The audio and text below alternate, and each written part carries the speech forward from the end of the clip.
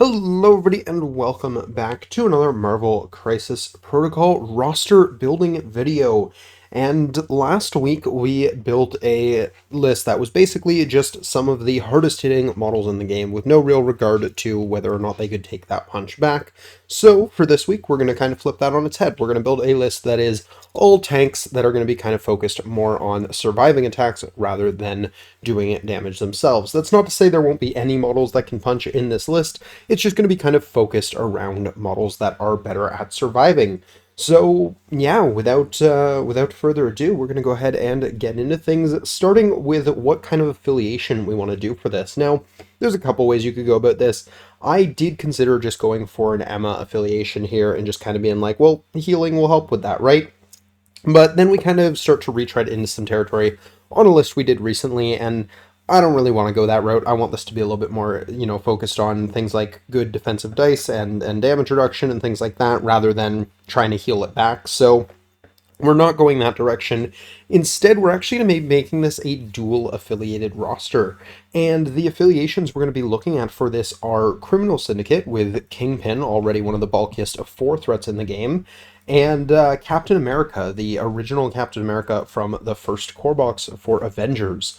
So yeah, let's go ahead and add them in. We got Kingpin here coming in with 7 stamina and a reduction to, no minimum, 7 stamina on both sides. He is a beefy lad. He also doesn't take damage from collisions. So yeah, definitely deserves a spot on, the list of some of the tankiest characters in the game. And similarly, looking at Captain America, we are looking at the original one here. And yeah, the stamina pool not quite as impressive. He's only 5 and then 6. I'm also looking at the wrong. Am I looking at the wrong one? No. Oh yeah, I totally went to the instead of flipping. I did this 5 and then 6. That makes sense. But what really makes him good for this is that he's got that vibranium shield, so he's got really good defense dice, and then he's got I can do this all day, letting him count blanks. Now, is he technically as bulky as many of the other characters in this list? No, probably not. He's probably on the squishier side of this list, but I mean, when Captain America is on the squishy side, it is bulky. But being a leader, and I think, the Avengers affiliation has a good number of models that are going to make this list, he kind of still has a valuable place here. So we're going to be including him regardless. And we don't have to scroll very far down the list here to find the first character that we're interested in throwing in this list, because that is going to be Crossbones Merciless Merc here. Crossbones, specifically the one from the second core box, although technically the one from the first core box is a little bit tankier, because he can reduce damage to 0. We're going to be choosing to take the one from the second core box. Technically, he's squishier. If we really wanted to stick to the theme, the first one would be better for this, but no. We're just not going to do that. So we're going to run this version of Crossbones. And yeah, he's Criminal Syndicate, so he's going to work out pretty well for us. He's got, I believe, a 6'5 or 6'6. Oh, no, I keep using the arrow instead of flipping the card. 6'5 with a damage reduction as a 3 threat. That's just pretty solid. So yeah, he's gonna fit in nicely here. His defenses leave a little to be lacking. But at the end of the day, the way we're kind of building this list is we're going to pick some of the bulkiest characters in the game, throw them into this list, and then kind of start cutting down from there, because we're definitely going to go over 10 at one point and have to make some cuts. So we'll see if he ends up making the cut, but being Criminal Syndicate's definitely going to help him out here. Pretty close to him on the list is going to be Colossus here. Colossus is, again, just one of the bulkiest characters in the game. He has a 6, I want to say 6'7", yeah, 6'7" stamina pool, some reasonably solid defensive dice, and then he's got a damage reduction on, I believe, both sides of his card, and then he can either add dice or count blanks depending which side he is on. Both these things are just really good for, surviving. So yeah, we're going to go ahead and include him there as well. He's like basically what if Steve had damage reduction, and that's kind of insane. So yeah, he definitely earns a spot here. And also in the C sections here, we're going to have Crimson Dynamo. Yeah, just again, another really bulky model. He's got that, I think he's 6'6", with solid defensive dice, damage reduction, already all really good. But then he's got the really important thing, Disruption Field, which especially under Steve's leadership, we're going to be able to use pretty often to reroll our opponent's attack dice, which is really, really big, obviously, in a list that's all about survivability. So yeah, Dynamo is definitely earning a spot here. Scrolling down just a little bit more, we're going to be going ahead and throwing Drax into the running here as well. Drax is, again, just kind of well statted with a damage reduction, and that's kind of all you need to at least qualify to potentially make the list here. So he's a 6/6 as a 3 threat with a damage reduction. Turns out that's pretty good. I mean, that's kind of all Crossbones needed to make the list as well. So we've got some kind of direct comparisons right there. But yeah, he makes a lot of sense here. Scrolling down ever so slightly more, we come across Gwenpool, who is a worthy contender for this list as well, being either 6/5 or 6/6. Yep, 6/6 with damage reduction, so not bad. Solid defensive stats there, and the ability to reroll defense dice, up to 3 of them. So yeah, solid inclusion for a list like this with the damage reduction, everything relatively bulky, and also fairly importantly, both an Avenger and a Criminal Syndicate member. So yeah, just kind of makes a lot of sense to include Gwenpool here.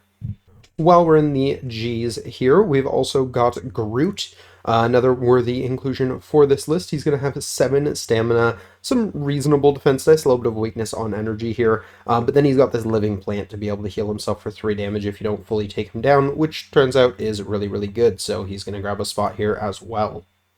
I'm also going to realize I'm kind of dumb, and I skipped over a few very, very obvious characters for this list, so we're going to scroll back up to the B's here and grab, of course, Beta Ray Bill. This one, I don't really know if I need to explain much. He's fairly bulky. He's got a reduction that can go to 0. These are both really, really good things. And yeah, he's also immune to a bunch of really meaningful conditions. If he didn't make this list, I would wonder what's wrong with me. So yeah, he's definitely going to make this list. Also in the B section here, another potential candidate for the list is going to be Black Dwarf. He's coming in, I want to say 6/8. Yeah, 6/8 stamina as a 4 threat, so a pretty solid amount of stamina. And he's, of course, got that damage reduction as well. So yeah, definitely another worthwhile inclusion here. Next, we're going to be putting a model in our 5 threat slot here with Juggernaut. Juggernaut is probably the bulkiest 5 threat in the game. I think the closest contender was Ulik, who at one point I did consider for this list, but I think Juggernaut just slightly wins out on the bulkiness, and we didn't need the extra, Criminal Syndicate member, so Juggernaut is going to take the spot here. He's got a reduction to 0. He's got really solid defensive dice. Is 8 stamina on the front, and I believe, yeah, also 8 on the flip. A little bit worse defensive dice on the side, but still really, really good. So, yeah, pretty easy inclusion here. We're also going to be taking a look at Invincible Iron Man. A regular Iron Man would be a solid contender for this as well, but Invincible Iron Man is a little bit bulkier, coming in with 6 stamina on both sides and a reduction down to no minimum. Just really, really good. Also an Avenger, so going to help us have that leadership a little bit more often. And Jarvis will help kind of make up for some of our offensive power, but we don't really care too much about that. We're really just bringing him because he's tanky. A couple more contenders for the list here. We've got Luke Cage. It's kind of hard to do a tanky Avengers focus list without him. He's got that damage reduction to a minimum of 1, immunity bleed. It's really, really solid defensive line for a 3 threat, and he is a 6/5. So he's a little bit lower on the health than some of the other contenders for the list here. But being an Avenger and having stuff like Heroes for Hire is going to definitely make him still a worthy consideration. And while we're in the L section here, we also have Lizard to look at, who is, again, just a really, really bulky model. I believe he's also a 6/5 with a damage reduction, but he's also got that healing factor 1. So yeah, also worth strongly considering for a list like this. And the last character we're going to be considering for the roster here is going to be Rhino. Rhino, being Criminal Syndicate, is going to help out a little bit here, but mainly we're looking at that 7 stamina on the front, 6 on the flip, with a damage reduction. Just the exact sort of things we're looking for here. Defensive line does leave a little to be desired, but being Criminal Syndicate, I think we're going to be able to kind of overlook that a little bit. So yeah, he's going to be contending for a spot here as well. And at this point, you guys can see the issue I had when trying to build this list is that, well, I'm over, I'm 5 characters over how many I'm allowed to have here. So We're gonna have to cut something out here, and this is a hard choice. I mean, we've got a decent amount of affiliated members for both of our affiliations. I'm just gonna go ahead and bring them to the top here, so that way we don't have to worry too much about which ones are affiliated and which ones aren't. I keep forgetting Lizard is not a criminal syndicate member, so that is something that we have to keep in mind here as well. But yeah, I think if we look at affiliated members only for now, that's what we're gonna have: one, two, three, four, five, and then six, seven members of this list are affiliated with the affiliations that we're planning on being able to run. Being a dual roster, obviously, it's kind of important that we have probably at least three for each affiliation. Something like Gwenpool kind of helps with that, being affiliated in both. So I think Gwenpool definitely earns the spot to stay. And then from there, we kind of have to start making some of those hard decisions about who to cut. And I think for me, the first one I want to cut here is going to be Groot. Just not having the damage reduction really kind of breaks from the theme of the list, and he's going to feel like he's going down a little bit faster than I think everyone else. So, yeah, out of everyone on this list, I think he's probably one of the squishier targets and is most likely the easiest cut. But from there, I really don't know. I'm going to maybe organize these guys into threat and kind of go from there. All right, so having everyone sorted, we got our leaders at the top here, and then we got our three threats, where we do only have four three threats here. Two of them are affiliated, and I think it's kind of important that we keep a healthy number of affiliated characters in, so that's something definitely we got to consider here. And then we've got Drax and Lizard taking those next spots. We've got a lot of four threats with, what, one, two, three, four, five, six, seven four threats, and Juggernaut. I think Juggernaut gets to secure his place just being a five threat, giving us that threat variety, making it easier to be affiliated as well with a higher threat splash model. So yeah, I think Juggernaut kind of gets to keep his spot. So first thing I want to do is cut out a fourth threat here. We've just got too many of them.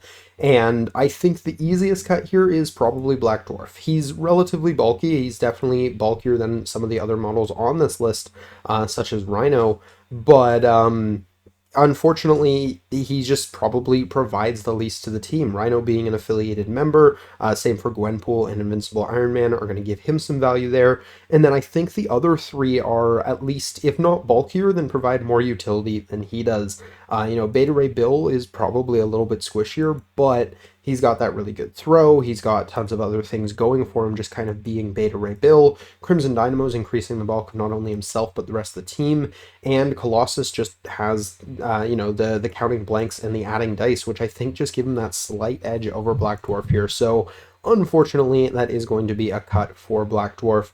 And now we only have to cut three more. So, oh boy, decisions are tight here.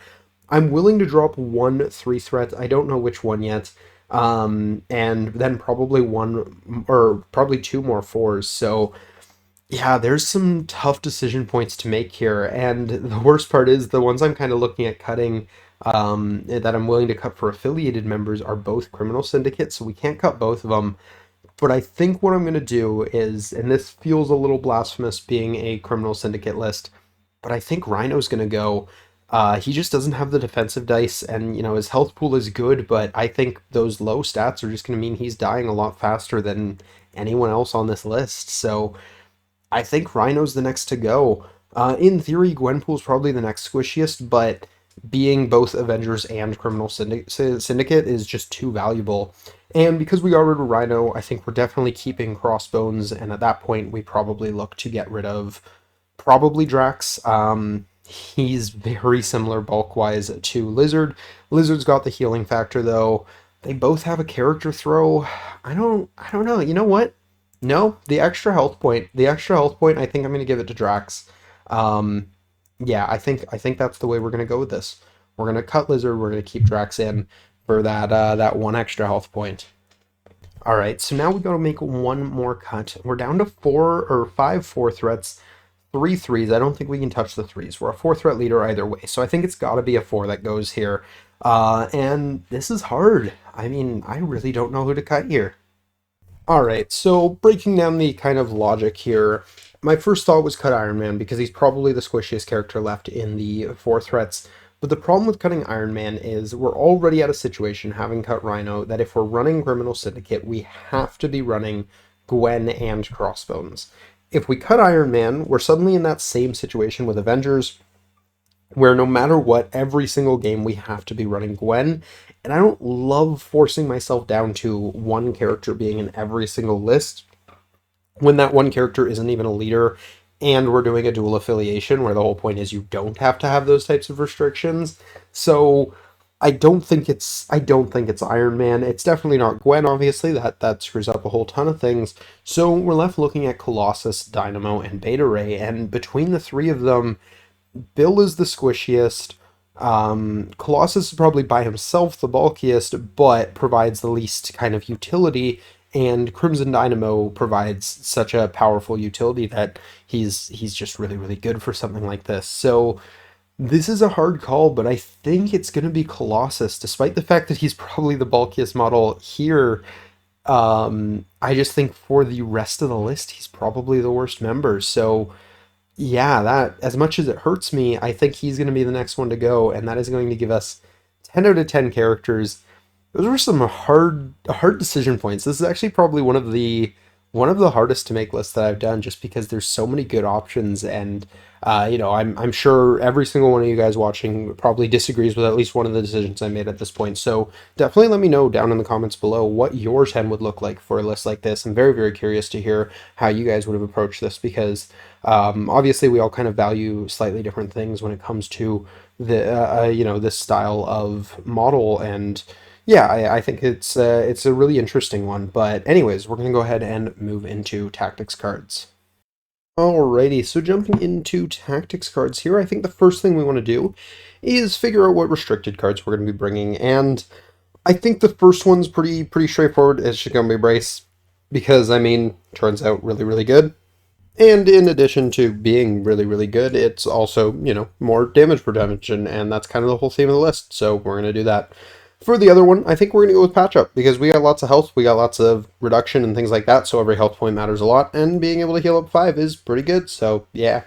As far as affiliated cards go, I don't want to go too crazy with these, because we're going to probably have a fair number of character cards we want to include, but Avengers Assemble is kind of a must. We're going to go ahead and grab that up, because, yeah, that's pretty good for us. Next, I think we do bring All According to Plan. We only have 3 Criminal Syndicate members, so it might be a little tight, but I think it's worth including anyways. It's a really, really solid card, so yeah, we're going to go ahead and throw that in there as well. If we end up having the space at the end, I will strongly consider Second Wind, because of the healing that it can potentially provide for us.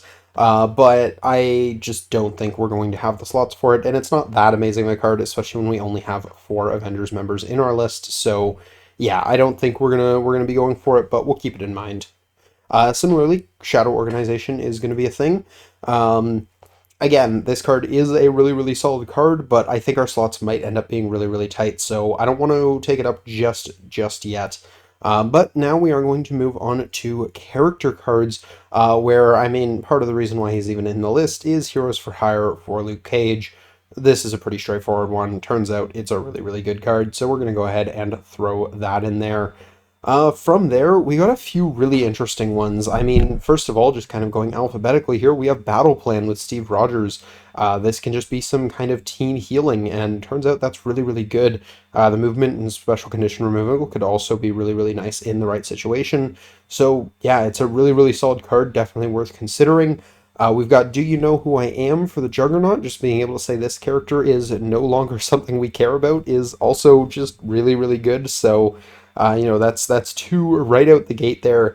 And yeah, I mean, we're bringing Tony Stark, so Helios is also a very worth considering card.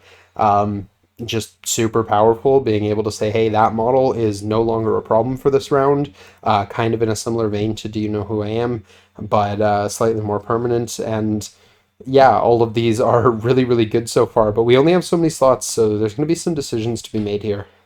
Looking at it slightly more, I think we're going to end up passing on Battle Plan. The healing one is really, really nice, but I just don't think we're going to be able to justify it as a card, especially when Helios and Do You Know Who I Am are also options available to us, and they're both really, really good options.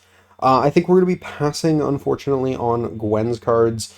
Wherever No Try This One is really, really tempting, but I think we're going to have to pass on it.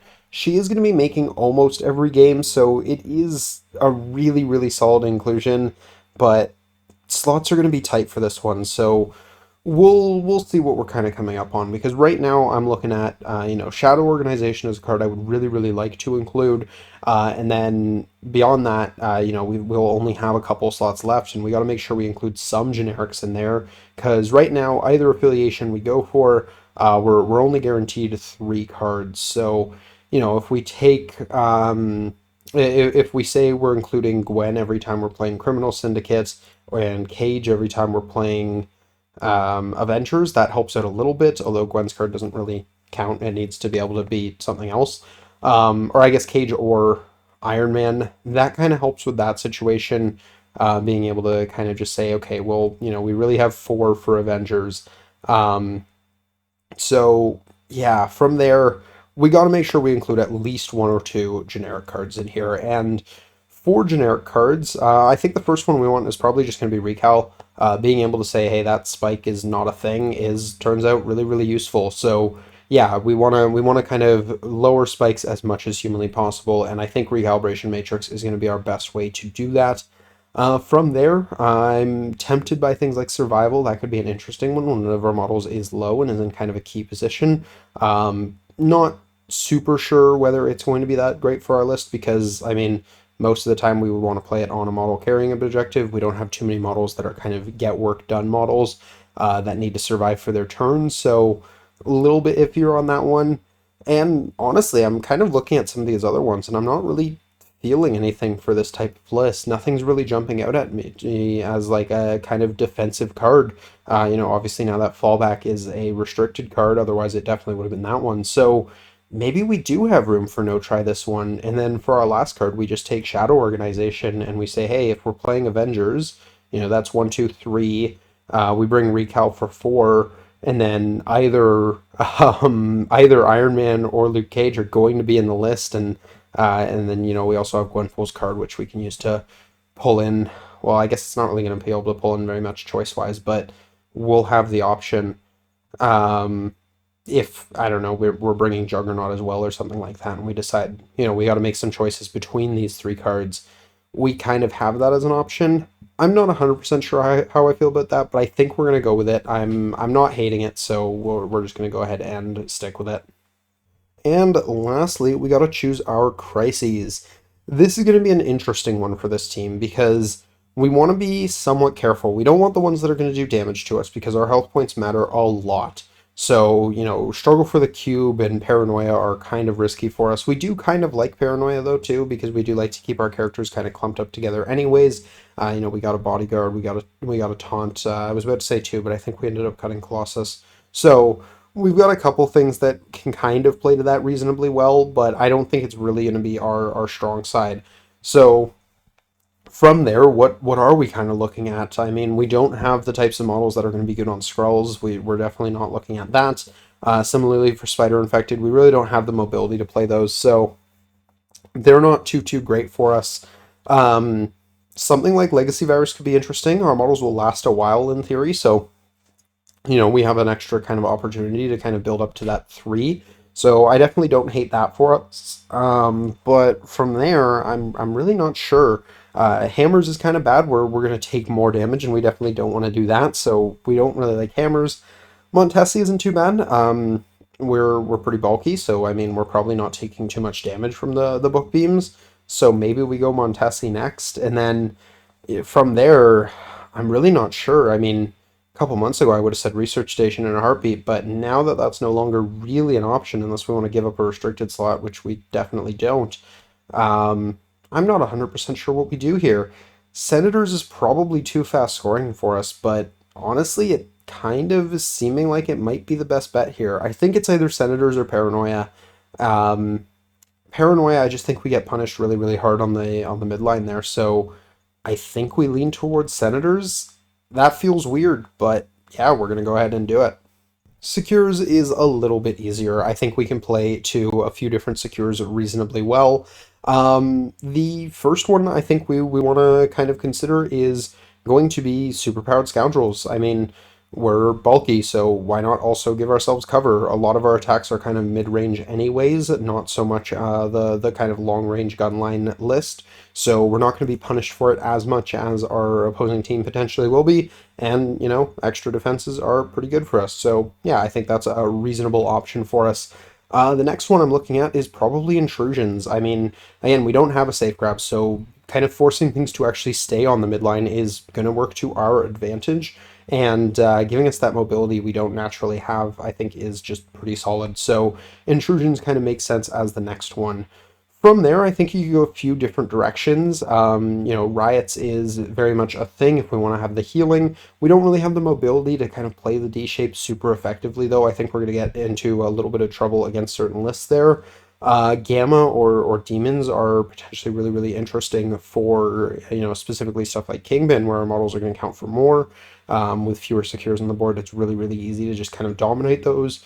Demons is scary though because being on fire sucks, and Gamma is also scary because some really, really strong attrition teams could probably outdamage our tankiness, and that's something we got to be really mindful of. So there's definitely some risk with taking either of those. Some other options, I'm looking at Infinity Formula. I do like Infinity Formula, and there's a good chance that's what we'll end up going with. Madman is interesting, but not really all that great for Fisk. Mayor Fisk is also really, really interesting for us. Don't love the taking damage part, but we are going to play it pretty well, especially if we are choosing to play the Kingpin side of the list, so that's definitely an option. I'm really not sure here, but I think for me it's between Infinity Formula, Mayor Fisk, or Gamma Wave, and I think I'm just gonna go with Formula. It's an interesting one. I'm really not sure how I feel about it, but I think it's probably one of the better options we have right now. And yeah, I mean, the other option is Gamma because we're running Crimson Dynamo, and he's really, really good there. And I'm going to actually talk myself into that one. Crimson Dynamo on Gamma is just an absolute menace. So, yeah, I think we go that direction and gives us a really, really solid justification for having Dynamo in the list. So, yeah, I, for the most part, am pretty happy with that. Our extracts are a little rough, but I think kind of more attrition-y teams in general are not getting great extracts these days, so that's kind of what I expected. And here we have the full list in its completion. So we have Avengers and Criminal Syndicate for our affiliations, Captain America and Kingpin leading the charge. We've got Crossbones, Luke Cage, and Drax for our three threat. Man, I actually forgot for a moment that we managed to keep Drax to the end. I'm super happy about that. We've got Invincible Iron Man, Gwenpool, Dynamo, and Beta Ray Bill for our 4 threats, and we have Juggernaut coming in as our 5 threat. That's going to hopefully let us play some different scenarios a little bit easier. So yeah, I'm for the most part pretty happy with the kind of roster selection here. I think affiliations might be a little tight. We'll check the breakdown on it after, but yeah, affiliations are definitely going to be running tight at some threat levels, but that is what it is. I think it should, for the most part, be fine. So, yeah, going into tactics cards for our restricteds, we have Brace for Impact and Patch Up. For affiliation cards, we got Avengers Assemble, All According to Plan, and Shadow Organization. For character cards, we got Heroes for Hire, Do You Know Who I Am, Helios Laser, and No Try This One. And then lastly, we have Recalibration Matrix, just because that's pretty good for a list like this where we really don't want to see those spikes coming our way. So yeah, I think that's a pretty solid card selection. I'm for the most part happy with that. I think it's going to be a little tight, but that's what you get when you try to do 2 affiliations. And then we go to Crises, where our extracts are feeling a little rough. Legacy Virus isn't too bad for us, and neither is Montesi, but Senators is a little awkward. I don't know if we quite have the kind of width to score it as fast as we want to, but it exists. And then we've also got Superpowered Scoundrels, Intrusions, and Gamma for our secures, which I'm a lot happier with. I think those all feel pretty solid for a list like this. So yeah, overall, really, really interesting how this kind of shook out. Not sure how good this actually is in practice. I think if you wanted to bring something like this to a tournament, you definitely want to kind of just pick one affiliation and stick with it, rather than trying to do the dual affiliated here. But it was an interesting idea, and I mean that's kind of what the series is about, is making interesting lists rather than good ones. So yeah, I don't think it's necessarily bad, but I'd be very, very curious to see kind of how it would perform. And as I mentioned before, very curious to see how you guys might have approached building a similar list. So definitely let me know down below some of the characters you guys might have chosen to include that I didn't hear, especially if there was anyone who wasn't in my 15 and you guys were yelling at your screen like, "Hey, where's this character that's super obvious that should be there?" And the answer to that is I'm just an idiot. So yeah, but yeah, we're gonna take a look at the breakdowns real quick though, because I'm definitely curious about how that shook out for this roster. Okay, so looking at affiliation options here, I'm actually pleasantly surprised by how many affiliated lists we can do at most threat levels.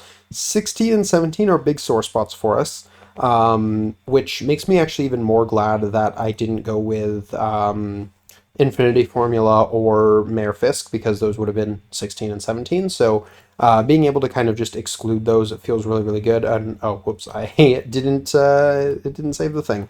But yeah, otherwise we've got a decent amount of options. At 15 threat, we got a fair number with 13. 18 and 19, we actually have really good amounts, 22 and 26 respectively. And then 20 threat is a little bit tighter. We go down to only having 16 options, but still doesn't feel too bad. One thing I do want to kind of see is what this looks like if we're kind of doing one affiliation, but we're not bringing the other leaders. So like if we're playing Avengers, we really don't want Kingpin. I don't think he's all that good and under really anyone other than himself. And we've still got an okay amount of options here. Actually, our numbers don't change all that much for 16.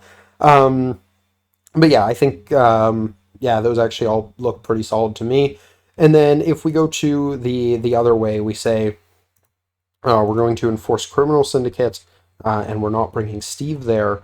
Okay, so we have very few options at 20, which is kind of what I expected. Only one at 16 or 17, so that's definitely very restrictive. Only a few at 15, but they do actually seem like really, really good options. Like these, I could totally see like as actual competitive rosters. Either of these two being brought at 15.